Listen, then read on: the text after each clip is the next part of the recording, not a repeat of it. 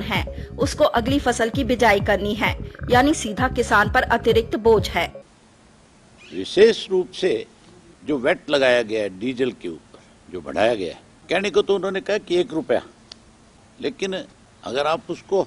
थोड़ा सा गहराई में जाकर के देखोगे कि आज बैरल का क्या रेट है, आज $36 की बैरल है। अगर कल को दोबारा वो 80 रुपये हो जाती है तो रुपया 4 रुपये में बदल जाएगा, 5 रुपये में बदल जाएगा, क्योंकि ये सारी चीजें तो जैसे जैसे ये आपका कोरोना वायरस जो है, ये महामारी जैसे जैसे कमजोर पड़ेगी वैसे वैसे बाजार खुलेगा, और बाजार खुलेगा तो 100% मान के चलो कि जो इन्होंने टैक्स के रूप में, वेट के रूप में जो पैसा आज लगा रहे वो भी मल्टीप्लाई हो जाएगा। एक तरफ तो केंद्र की सरकार ने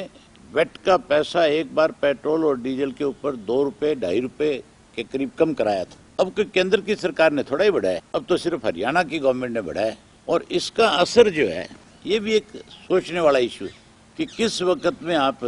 रेट बढ़ा रहे हो, किस वक्त में आप वेट लगा रहे हो, किस वक्त में आप एक टैक्स की मार दे रहे हो। आज की तारीख में कोई ट्रांसपोर्ट जो है सड़क पे नहीं है, ना ट्रक चल रहा है, ना बसें चल रही है, ना आज की तारीख में कोई और इस तरह का आवागमन हमारे यहाँ स्टेट में है, क्योंकि सारा स्टेट तो सील किया हुआ है। पंजाब ने अपना स्टेट कर रखा है, हरियाणा ने अपना कर रखा है, दिल्ली ने अपना कर रखा है, राजस्थान ने अपना कर रखा है, और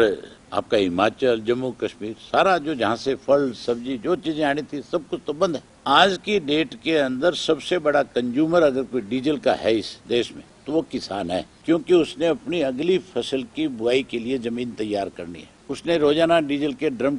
फूंकने हैं, तब जाकर के उसकी अगली फसल की तैयारी होगी। इसका मतलब आप किसान से ही वसूली करना चाहते हो। 200 लीटर का ड्रम अगर किसान एक दिन में फूंक करके आता है तो 200 रुपया सीधा सीधा ज्यादा हो गया, नहीं हो गया उससे। जहाँ गेहूं में उसको लूट लिया, बाजरे में लूट लिया, जहाँ सरसों में लूट लिया, धान में लूट लिया, जहाँ उसके सामने अनेक परेशानियां खड़ी करी गई कोई ना कोई बहाना बना करके, आज फिर डीजल के नाम के ऊपर,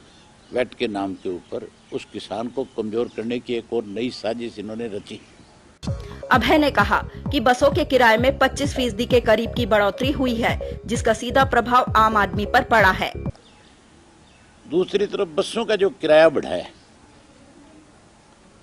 ये कहते हैं कि हमने 85 पैसे पर किलोमीटर था उसको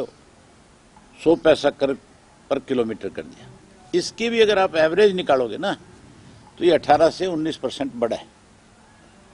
और अगर आप जो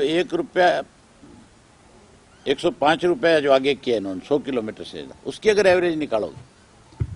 तो 22 से 23